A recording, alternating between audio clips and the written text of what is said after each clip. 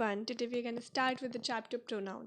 हम ग्रामर पढ़ने वाले हैं. प्रोनाउन में बहुत सारे टाइप्स होते हैं, बट हम उनमें से वो टाइप्स के बारे में बात करने वाले हैं जो अभी आपके बुक में दिए गए हैं. प्रोनाउन क्या होते हैं? Words like you, I, am, me, this kind of words are called pronoun. यहाँ पर मैंने प्रोनाउन के थोड़े एग्जाम्पल्स दिए हैं. I, we, you, he, she, it, they, me, us, you, him, her, it, them, ऐसे बहुत सारे प्रोनाउंस होते हैं. ठीक है, तो चलो प्रोनाउंस. What is pronoun? तो प्रोनाउन वो वर्ड्स होते हैं जो नाउन की जगह पर यूज़ किए जाते हैं. जैसे Ram is going, so he is going, ऐसे हम लोग बहुत सारे यूज़ करते हैं, तो उसे प्रोनाउन बोलते हैं. अब इसकी एग्जैक्ट डेफिनेशन देख लेते हैं, bookish definition. A word that can function as a noun phrase used by itself and that refers either to them or to someone or something mentioned elsewhere. ठीक है, तो इसमें ये बता रहा है कि वो जो वर्ड होते हैं जो नाउन फ्रेज की तरह फंक्शन करते हैं, जो खुद के लिए यूज़ होते हैं या फिर किसी और या किसी चीज़ के लिए यूज़ होते हैं जो कहीं दूर हो या कहीं और हो. ठीक है, तो ये होते हैं प्रोनाउन. अब बात आती है हम लोग प्रोनाउन के बारे में पढ़ क्यों रहे हैं. तो जब हम लोग एक सेंटेंस यूज़ करते हैं तो उसमें प्रोनाउन और ये सारी चीज़ों को क्लासीफाई करना बहुत ज़्यादा ज़रूरी होता है, क्योंकि अगर हम क्लासीफाई नहीं करेंगे तो फ्यूचर में हम लोग को बहुत ज़्यादा प्रॉब्लम फेस करनी पड़ सकती है. ठीक है, moving on to the next part. Pronoun. Pronoun बहुत सारे टाइप के होते हैं. उनमें से कुछ है personal pronoun, positive pronoun, demonstrative pronoun, interrogative pronoun, reflexive pronoun, emphasizing pronoun, distributive pronoun, indefinite pronoun and relative pronoun. ठीक है, अब चालू करते हैं. पॉजिटिव प्रोनाउन के बारे में हम सबसे पहले बात करने वाले हैं. इट इज़, अच्छा चलो एक बात पूछती हूँ, पॉजिटिव मतलब क्या होता है? हाँ, मतलब ओनरशिप, किसी चीज़ को ओन करना, उसे पॉजिटिव होना बोलते हैं. एक चीज़ की तरफ पॉजिटिव होना मतलब एक चीज़ को आप ओन कर रहे हो, वैसी भावना है आपके अंदर. तो ये भी कुछ ऐसा ही है. It is defined as a pronoun that can take the place of a noun phrase to show ownership. मैंने बोला था ownership. Ownership, the word like my, hers, their, its, mine, etcetera are example of this. Example, that dress is mine. वो dress मेरा है, मतलब मैं उसको own करती हूँ. तो ये होता है अपना पॉजिटिव प्रोनाउन. मुझे लगता है आपको समझ आ गया होगा. चलो तब तक नेक्स्ट पार्ट पे जाते हैं. पर्सनल प्रोनाउन, जो खुद के लिए यूज़ करते हैं. पर्सनल मतलब क्या? खुद का. तो जो खुद के लिए यूज़ करते हैं उसे पर्सनल प्रोनाउन बोलते हैं. अब इसकी डिफिनेशन भी देख लेते हैं. It is defined as a pronoun that refers to a particular person or a group or a thing. Example, I, me, mine, we, us.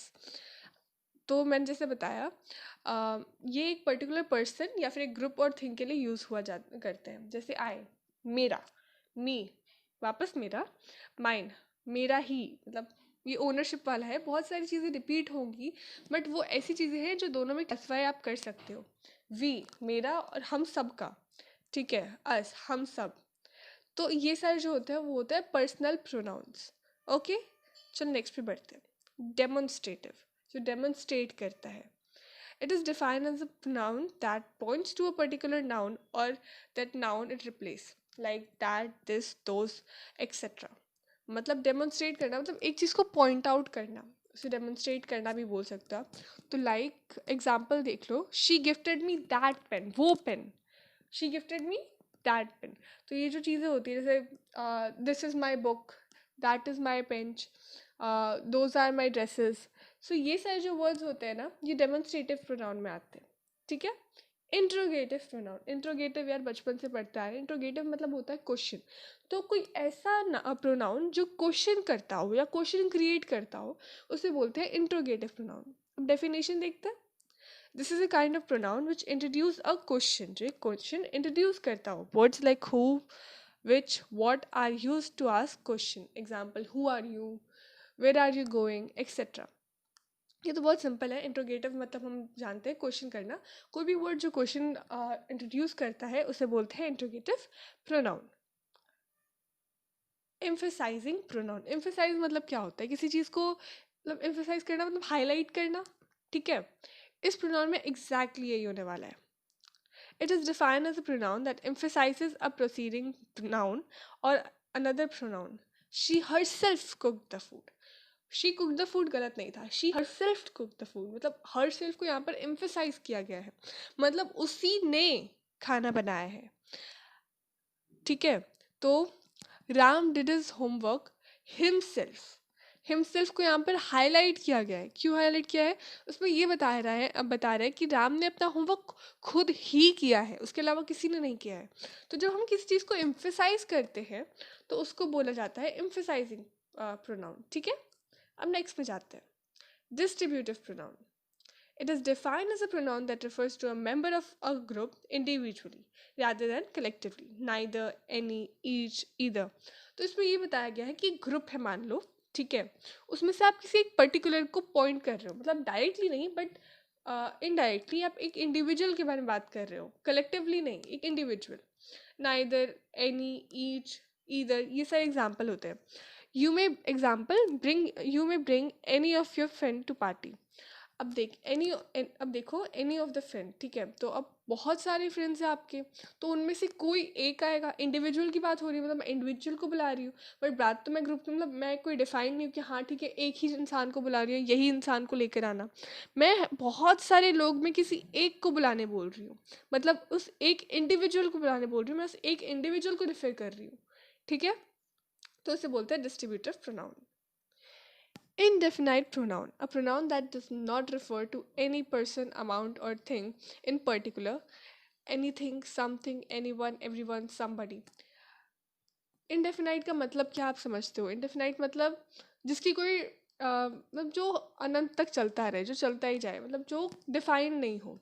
तो इसमें एग्जैक्टली वही है, एनीथिंग, समथिंग। आप बता सकते हो एनीथिंग मतलब कितना, समथिंग मतलब कितना? एनीवन कौन, एवरीवन कौन? नहीं ना। तो ऐसे जो वर्ड्स होते हैं, एवरीवन, समबडी, समथिंग, ये सारे जो वर्ड्स होते हैं वो सारे होते हैं इनडेफिनाइट प्रोनाउन में। जैसे everyone should do it, somebody can do it or not. This type of word sentences are used in indefinite pronouns. Okay, moving on to the next, reflexive pronoun. It is defined as a pronoun that indicates that the action of the subject reflects or turn back to the subject itself. मतलब ये बता रहा है कि for example एक subject है जिसने कोई एक्शन लिया, मतलब उसने कुछ किया और वो चीज़ घूम फिर के वापस उसी पे आई, मतलब वो खुद के ही एक्शन के बारे में बता रहा है। एग्जाम्पल में देख लो, I can do it myself. ये जो सब्जेक्ट है वो बोल रहा है I can do it myself, मैं जो कर सकता हूँ मैं खुद ही कर सकता हूँ। ठीक है, तो ये घूम फिर के वापस सब्जेक्ट पे आ गया। हाँ, तो इस टाइप की जो प्रोनाउंस हम लोग यूज़ करते हैं उसको बोलते हैं अपन रिफ्लेक्सिव प्रोनाउन। एग्जाम्पल ले लो, itself, myself, etcetera. ठीक है, रिलेटिव प्रोनाउन। रिलेटिव मतलब क्या होता है? रिलेट करना। ठीक है, a pronoun that relates a noun that comes before it to a group of word that flows in called relative pronoun. Like I like Ram, who also like me. ठीक है, तो आई लाइक राम ये एक वर्ड हुआ। Next, who also like मी, मतलब ये उसको relate कर रहा है किसी और से। ऐसे भी लिख सकती थी, आई like Ram full stop, Ram also like me, but इसमें वर्ड हु यूज़ किया, उसने उन दोनों सेंटेंस को रिलेट किया। तो ऐसे जो वर्ड्स होते हैं जो रिलेट करते हैं उसे बोलते हैं रिलेटिव प्रोनाउन। अब यहाँ पर आप देखोगे कि हु तो आपने पहले भी इंट्रोगेटिव में यूज़ किया था, फिर यहाँ पर भी यूज़ हो रहा है। वो सेंटेंस टू सेंटेंस उसका डिपेंड करता है। हम लोग हु भी यूज़ करते हैं, बहुत सारे अदर वर्ड्स भी यूज़ करते हैं। तो इस सेंटेंस में वो क्या कर रहा है? वो रिलेट कर रहा है, वो क्वेश्चन नहीं क्रिएट कर रहा है। पहले वो क्वेश्चन क्रिएट कर रहा था। तो ये होता है डिफरेंस। ठीक है, क्वेश्चन भी आंसर्ड। अभी तक हमने क्या क्या क्वेश्चन आंसर किए थे।